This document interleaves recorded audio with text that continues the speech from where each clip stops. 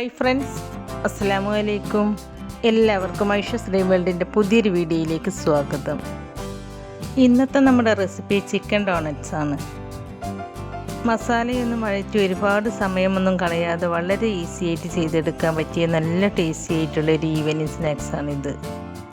ഇത് നോമ്പ് തുറക്കുന്ന സമയത്തും അല്ലാത്തപ്പോഴും ചൂട് ചായൻ്റെ ഒപ്പം കഴിക്കാൻ പറ്റിയ നല്ലൊരു സ്നാക്സാണിത്. അപ്പോൾ വളരെ ഈസി ആയിട്ട് ചെയ്തെടുക്കാൻ പറ്റിയ ഈ ചിക്കൻ ഡോണറ്റ്സ് എങ്ങനെയാണ് തയ്യാറാക്കുന്നത് എന്ന് നോക്കാം. ഡോണറ്റ്സ് ഉണ്ടാക്കാൻ വേണ്ടിയിട്ട് ഞാനിവിടെ 400 ഗ്രാം ബോൺലെസ് ആയ ചിക്കൻ എടുത്തിട്ടുണ്ട്. ഈ ചിക്കൻ നന്നായി കഴുകി വൃത്തിയാക്കിയിട്ട് ഇതിൽ വെള്ളമെല്ലാം നന്നായി വാർത്തെടുത്തതിന് ശേഷം ഈ ചിക്കൻ ഞാനൊരു മിക്സിയുടെ ജാറിലേക്ക് ഇട്ട് കൊടുക്കുന്നുണ്ട്. ചിക്കനിൽ ഒരു തുള്ളി പോലും വെള്ളമുണ്ടാവരുത് കേട്ടോ. വെള്ളമുണ്ടായാൽ നമ്മളിത് അരച്ചെടുക്കുമ്പോൾ ലൂസായി പോവും. പിന്നെ ഇതിലേക്ക് 1/2 ടീസ്പൂൺ ഇഞ്ചി ചതച്ചത്, അതുപോലെ 1/2 ടീസ്പൂൺ വെളുത്തുള്ളി ചതച്ചത്, 1/2 ടീസ്പൂൺ മഞ്ഞൾപ്പൊടി, 1/2 ടീസ്പൂൺ മുളക് പൊടി.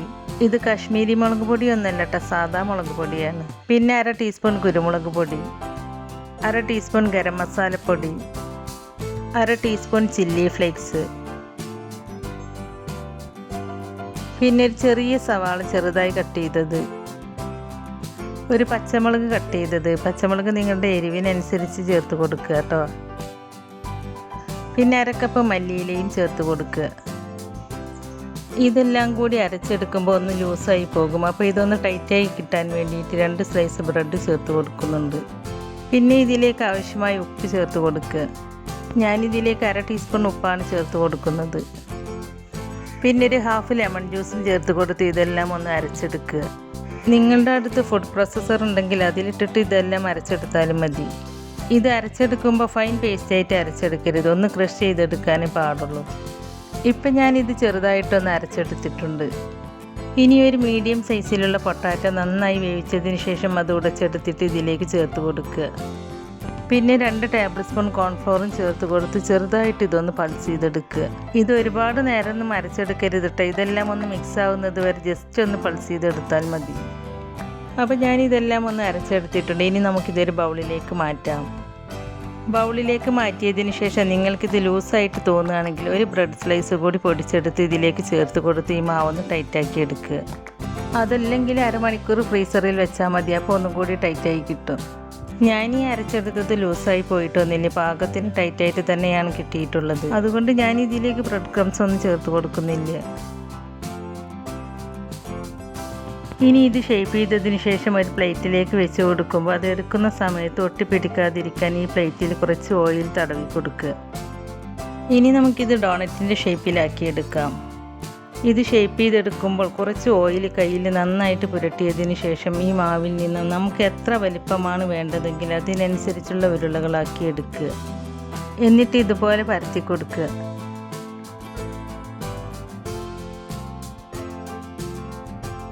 പരത്തിയതിന് ശേഷം ഇതൊരു ഡോണറ്റിൻ്റെ ഷേപ്പിൽ കിട്ടാൻ വേണ്ടിയിട്ട് ഇതിൻ്റെ സെൻറ്ററിൽ ഇതുപോലെ വിരൽ കൊണ്ട് ഒരു ഹോളിട്ട് കൊടുക്കുക. അതിനുശേഷം നമ്മൾ ഓയിൽ പുരട്ടി വെച്ച പ്ലേറ്റിലേക്ക് വെച്ച് കൊടുക്കുക. ഇനി ബാക്കിയുള്ളതും ഇതുപോലെ ചെയ്തെടുക്കുക.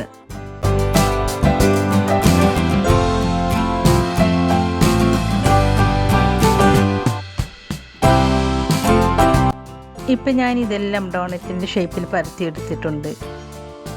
ഇനി ഇതൊരു 1/2 മണിക്കൂർ നേരം ഫ്രീസറിൽ വെക്കുകയാണെങ്കിൽ പൊട്ടിപ്പോവാതെ കോഴിമുട്ടയിൽ മുക്കിയെടുക്കാൻ എളുപ്പമായിരിക്കും.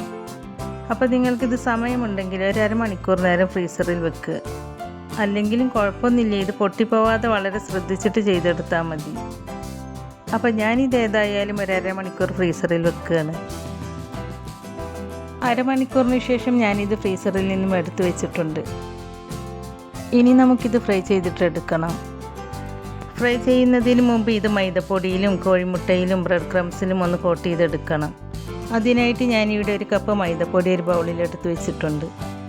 പിന്നെ ഒരു 6 സ്ലൈസ് ബ്രെഡ് ഒരു മിക്സിയുടെ ജാറിലിട്ട് പൊടിച്ചെടുത്തതിന് ശേഷം അതൊരു പാത്രത്തിലേക്ക് ഇട്ട് കൊടുക്കുന്നുണ്ട്.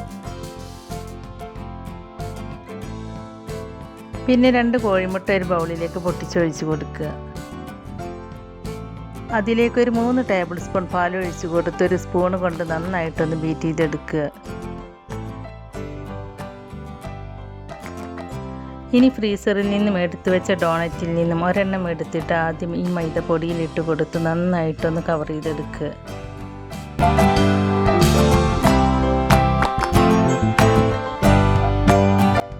എന്നിട്ട് കൈകൊണ്ട് ഇതുപോലെ ഒന്ന് ഷേപ്പ് ചെയ്ത് കൊടുക്കുക. ഇതിൻ്റെ ഹോളും ഇതുപോലെ ഒന്ന് ഷേപ്പ് ചെയ്ത് കൊടുക്കുക. എന്നിട്ടിത് കോഴിമുട്ടയിൽ മുക്കിയെടുക്കുക. നമ്മളിത് ഫ്രീസറിൽ വെച്ചതുകൊണ്ട് കുറച്ച് കട്ടിയായി വന്നതുകൊണ്ടാണ് നമുക്കിത് മുട്ടയിൽ മുക്കിയെടുക്കുമ്പോൾ പൊട്ടിപ്പോവാതെ കിട്ടിയത്. ഇങ്ങനെ ചെയ്തില്ലെങ്കിൽ മുട്ടയിൽ മുക്കിയെടുക്കുമ്പോൾ കുറച്ച് ബുദ്ധിമുട്ടായിരിക്കും. ഇത് കുഴഞ്ഞു പോലെ തോന്നും. പിന്നെ അതല്ല, ഇത് മുട്ടയിൽ മുക്കിയെടുക്കുമ്പോൾ പൊട്ടിപ്പോവാനുള്ള ചാൻസും ഉണ്ട്. മുട്ടയിൽ മുക്കിയെടുത്തതിന് ശേഷം ഇത് ബ്രെഡ് ക്രംസിൽ നന്നായിട്ടൊന്ന് കോട്ട് ചെയ്തെടുക്കുക. ഇതിൻ്റെ ഹോൾ അടഞ്ഞു പോയിട്ടുണ്ടെങ്കിൽ വിരൽ കൊണ്ട് ഇതുപോലെ ഒന്ന് ഷേപ്പ് ചെയ്ത് കൊടുത്താൽ മതി. ബ്രെഡ് ക്രംസിൽ കോട്ട് ചെയ്തതിന് ശേഷം ഇതൊരു പ്ലേറ്റിലേക്ക് എടുത്ത് വെക്കുക. എന്നിട്ട് ബാക്കിയുള്ളതും ഇതുപോലെ ചെയ്തെടുക്കുക.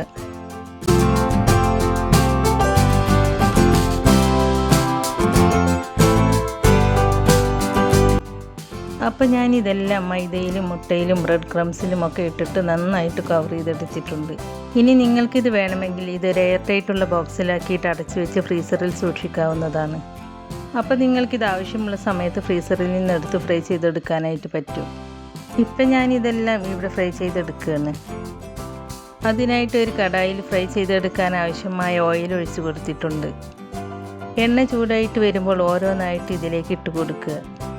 എണ്ണ ഒരുപാട് അങ്ങോട്ട് ചൂടാക്കി എടുക്കരുത്, കാരണം നമ്മൾ ഇതിൽ വേവിക്കാത്ത ചിക്കനാണല്ലോ ചേർത്ത് കൊടുത്തിട്ടുള്ളത്. അപ്പോൾ ചിക്കൻ വെന്ത് വരാൻ ടൈം എടുക്കും.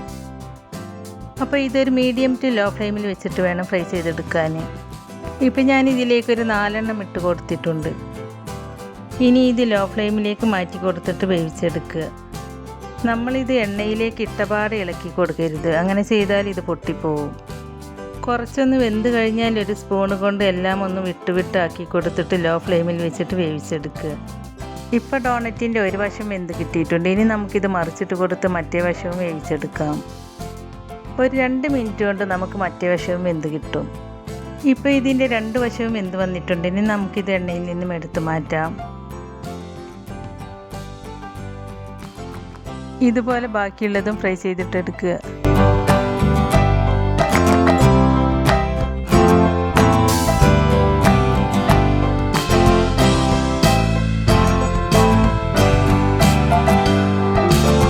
ഇപ്പം ഞാനിത് മുഴുവനും ഇവിടെ ഫ്രൈ ചെയ്തെടുത്തിട്ടുണ്ട്. അപ്പോൾ നമ്മുടെ വളരെ ടേസ്റ്റി ആയിട്ടുള്ള ചിക്കൻ ഡോണറ്റ് ഇവിടെ റെഡിയായി കിട്ടിയിട്ടുണ്ട്. അപ്പോൾ വളരെ ഈസി അല്ലേ ചിക്കൻ ഡോണറ്റ് ഉണ്ടാക്കിയെടുക്കാൻ?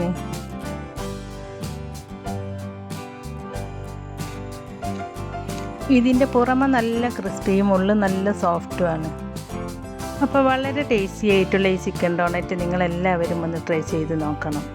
എന്നിട്ട് അതിൻ്റെ അഭിപ്രായം നമ്മുടെ കമൻറ്റ് ബോക്സിൽ എഴുതി അറിയിക്കാനും മറക്കരുത്. അതുപോലെ നിങ്ങൾക്ക് എൻ്റെ ഈ വീഡിയോ ഇഷ്ടമായിട്ടുണ്ടെങ്കിൽ ലൈക്ക് ചെയ്യാനും നിങ്ങളുടെ ഫ്രണ്ട്സിനും ഫാമിലിയിലേക്കും ഷെയർ ചെയ്ത് കൊടുക്കാനും ചാനൽ സബ്സ്ക്രൈബ് ചെയ്യാതെ പുതുതായി ആരെങ്കിലും കാണുന്നവരുണ്ടെങ്കിൽ ഒന്ന് സബ്സ്ക്രൈബ് ചെയ്ത് സപ്പോർട്ട് ചെയ്യുകയും ചെയ്യണേ.